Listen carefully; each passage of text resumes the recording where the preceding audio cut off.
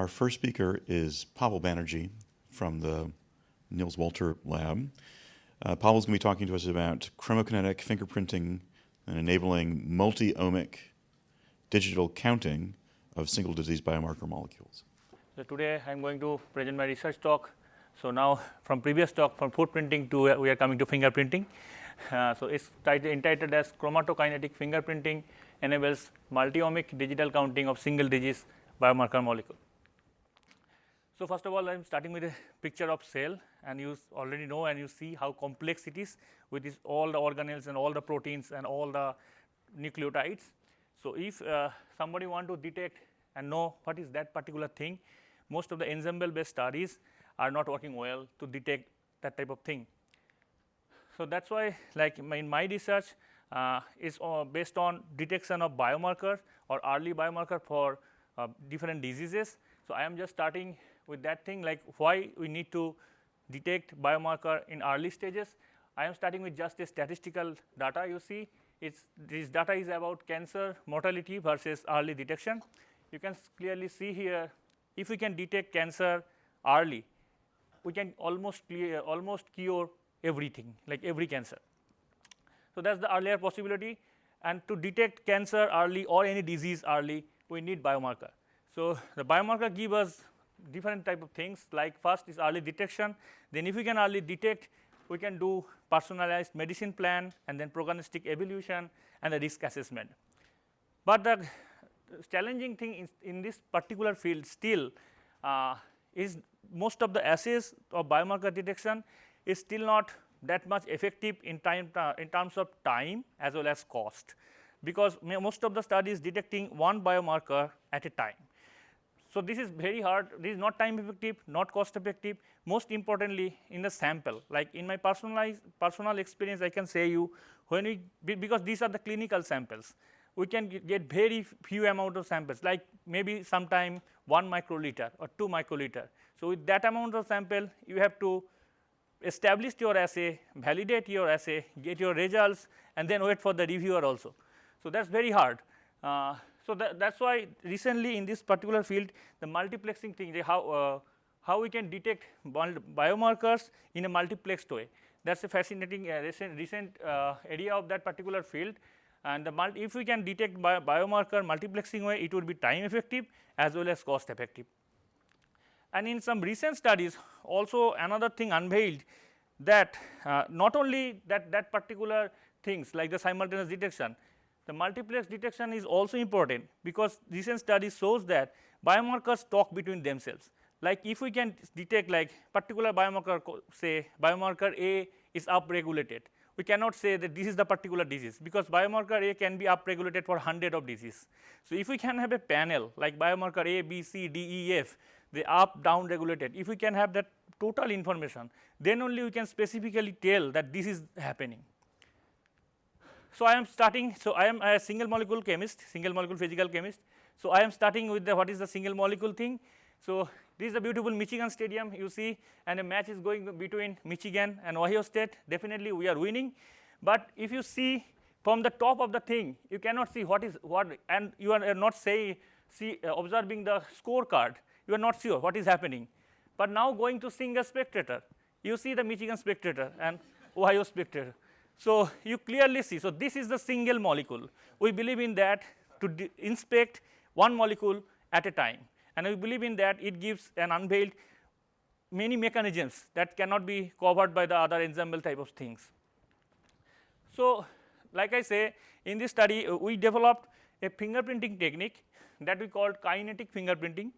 So it's a surface based study. We have a like biotin streptavidin protocol, and we have capture probe to detect, to capture actually specific targets, and we designed oligonucleotide probes like short DNA or RNA or LNA, that type of probes, and we designed the probe in such a way that probe bind to the specific target in a transient binding, like this type of binding, like you see in this movie, this blinking.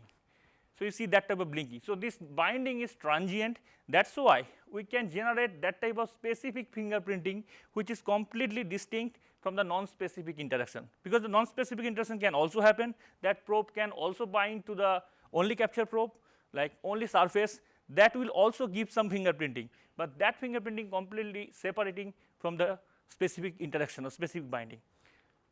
So, that type of thing, like this is the our interesting molecule and this is non-specific interaction.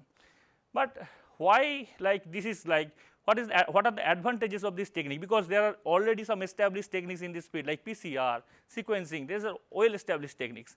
But the thing is, this kind of technique is amplification free. So, we do not have the amplification error. Then the thing is, it can detect different type of targets including proteins. PCR cannot do proteins, and the sequencing type of thing cannot detect this. They have very hard time to detect microRNA, because microRNA, siRNA, they are very small RNA like 22 nucleotides to 30 nucleotides. So, this technique is very advantageous for that type of targets and is also highly sensitive and specific. Now, advancing this technique, I developed particularly in the lab what I termed as the technique called bioscope.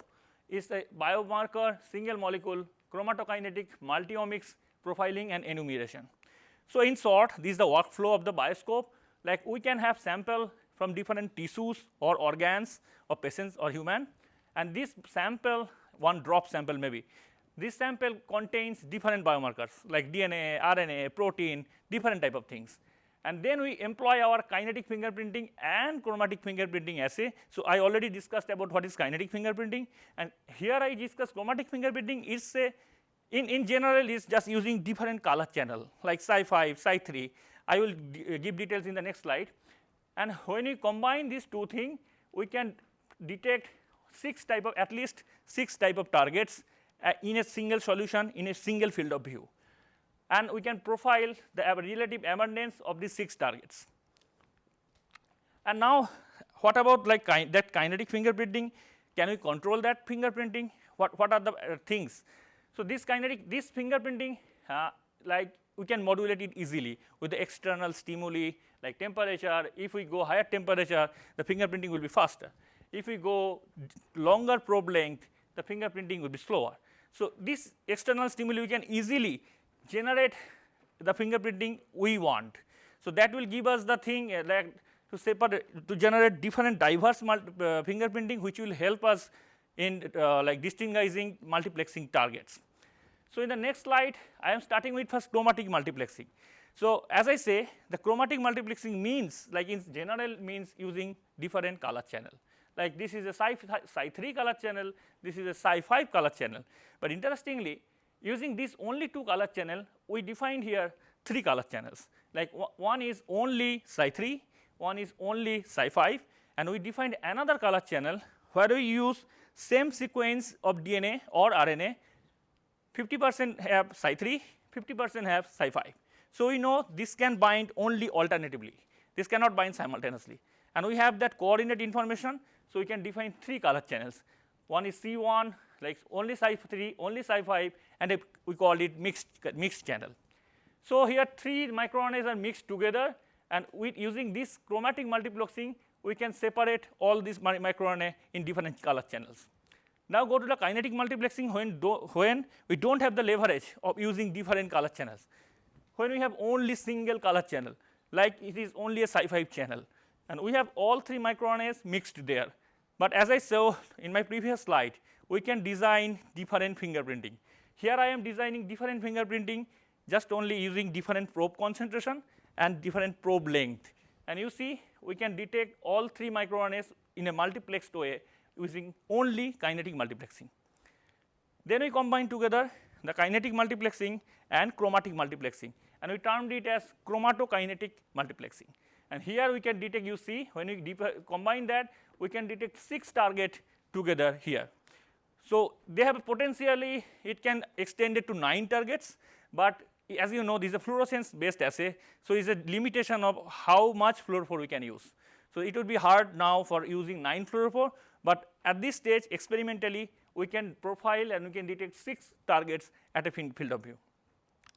But we see when we going that type of multiplexing and detecting 6 targets, we are losing some sensitivity definitely, but the sensitivity in the multiplexed experiment still in the lower femtomolar range. So, it is still good comparing to the other techniques. Now I am going to that enumeration part, like the quantification, because all the biomarkers in our body are not in same concentration. Some biomarkers in high concentration, highly abundant, some biomarkers in low, very low concentration. So can we detect the low concentration one in the presence of the high concentration one? Like we define that two microRNA which are different, we position them in different channel based on color as well as based on kinetics. And then we mix the two microRNA or two target, it can be any DNA, anything. We mix them from 1:99 to 99:1, and we still detect the lower one in the presence of the higher one. So that, and when you plot from this same data, when you plot that detected concentration versus expected concentration plot, you see it is very close and linear, and it is very close to the ideal case. So that shows the robustness of bioscope assay. Now we go to the more real sample. Like this is the human tissue samples. So we get RNA extract from human tissue samples from different tissues. Like we select tissues from healthy in a different range, like healthy tissue like heart, prostate, lung, placenta, as well as disease tissue like cancer tissue cell lines like K562, HL60, HeLa cell line, different thing. And we can profile 6 microRNA here together, and we can profile, create a microRNA profiling using that assay. And you may observe that this particular microRNA cell MIR39, this is not a human microRNA. This is C. elegans microRNA. So we are doping that microRNA in our tissue samples as a reference, so that we can calculate or we can profile the concentration of the other microRNAs on the basis of that. So what does that mean? Because people are doing microRNA profiling for long, but this is in multiplexed way. That's the important thing. What I talked in my first slide maybe. I am just giving an example. This is two type of blood cancer. It's very related, CML and APL. One is happening for the mature bone marrow dysfunction, one is unmature bone marrow dysfunction. So it's very hard to detect, like differentiate them. Here also you see, if we only see the profiling of all the microRNA, there is no difference. If we see the profiling of only microRNA 16, there is still no difference. But if you see the profiling of microRNA 141, you see the significant increase in the APL. So that's the thing, when we have the complete picture that one is not changing, another is upregulating, another is maybe downregulating, that complete picture, we can have what type of cancer is going on there in the early stages. So the bioscope can unveil a lot of hidden information. Now we go further and we validate our assay in a prostate cancer patient sample. So we got the prostate cancer patient sample from University of Michigan SPORE program. So we got there 3 type of cancer patients, not cancer patient sample, 3 type of patient sample. One is healthy patient sample, one type is biopsy negative. So those patients were supposed to have prostate cancer because their PSA protein expressed in higher level, but after all the testing they showed that they don't have prostate cancer. So that's we called biopsy negative. And then the autopsy patient sample, those patients who are died due to prostate cancer. And we validate our assay and we see microRNA 141 and microRNA 375 actually upregulated for the autopsy patient sample compared to the microRNA 16. So that's also a complete picture. Though this is not an early detection, this detected the autopsy patient sample, but this we are like hopeful to detect that in the early stage also. So the bioscope also shows promise in disease diagnostic and personalized medicine.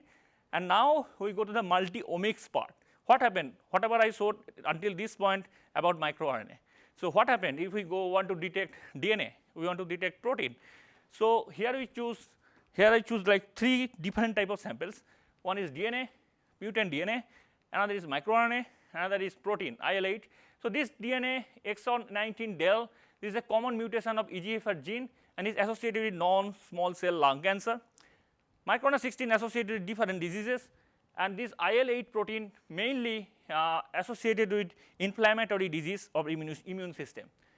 Using same tricks with color and kinetics, we differentiate all these type of 3 targets and profile them.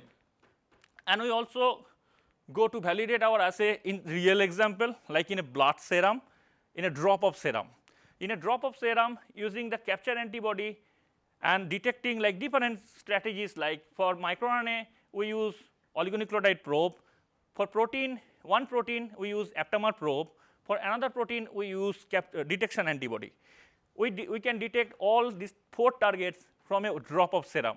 And we can compare the profiling in healthy serum compared to the CRS serum, means the patients who are getting CAR T therapy. So we see one particular protein, that IL-6, and one particular microRNA is microRNA 21 is upregulated in the CAR T therapy patients compared to the healthy patients. So Bioscope is working for the multi-omics sample also. So that's the summary from my study. The Bioscope can in principle detect up to 9 molecules, though experimentally we are now detecting 6 molecules. And it is a multi-omics part. It can detect protein, it can detect small RNA, it can detect long RNA, it can detect DNA mutant. And it is that's why it has some advantage compared to the well-established technique like PCR or sequencing. So though these are the good things, we still have some lack, still have some limitations. Like this assay, still like a 5-minute assay. Like we have to take movie for 5 minutes, then we can analyze it. Though it is compared to other techniques, it is still fast, but we are working on that particular thing, and we are trying to expand the multiplexing ability using machine algorithm and increase the color channel. So I can give you just a update about that thing, like in one slide. The assay we did with 5 minutes, and I say the limitation was how much fluorophore we can use in a normal fluorophore assay. But now we are using fluorogenic probe, where the particular fluorophore DNA nucleotide, DNA oligonucleotide, in one portion we have a fluorophore, and another portion we have the quencher. So whenever they are in the solution, they are quenched. So no background. When they particularly find their specific target, they unfold. So it increase. We can use now. Generally, we can use in fluorescence assay 50 nanomolar, highestly 100 nanomolar. Now we are using 10 micromolar fluorophore with the fluorogenic thing, and you see, we are detecting the same microRNA now in 1 second instead of 5 minutes. So this study going on, and for acknowledgement, I acknowledge to my Professor Niels Water for giving me that opportunity to design that assay in that particular way, and Professor Muniz Theory for helping me in the clinical part, and all my co-authors, my funding agency, lab, and University of Michigan, and having me in that talk. Thank you.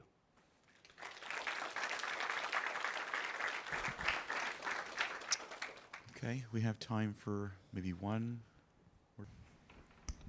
Very nice work. I'm just trying to reconcile in my brain. How is that possible that you have single molecule capabilities and yet femtomolar sensitivity? So femtomole is something like 10 to the 8 molecules. I just didn't quite, you may have said that, but I didn't quite get it. Yeah, the main part of sensitivity we're getting from that specific fingerprinting, because we have the kinetic information that can separate the background like completely, because it's not only static, it's giving us specific kinetic informations. So that's why the sensitivity in our increases a lot. Yeah, I understand. You see individual molecules, Yes, right, in yes. your experiments. Yes. So, but why is sensitivity at 10 to the 8 molecules when you see a single molecule? Okay. Isn't your limit of detection 1 molecule or? No. No? Okay. Not 1 molecule still, because there are some limitations because of the fluorophore concentration, as I said. That's the first limitation we have. But it's a good question. We are constantly working on that thing. Definitely we can go further. And as I said, in the fluorogenic thing, like we can detect in 1 second now. So that's why we can detect like 100 of fields of view now. Because first of thing is surface capturing. That's the main bottleneck. And another, because we cannot capture all the molecules in the surface. And we are not seeing, because that's surface like in a chamber, and we are not detecting the whole chamber. Because using that particular Bioscope assay, 1 single movie is 5 minutes. So if we want to have 100 field of view, it is like a day long. Oh, so you're quoting for us concentration you need to have in solution to get single molecule response. That's what you call limit of detection. Yes. Okay, Yes. I see.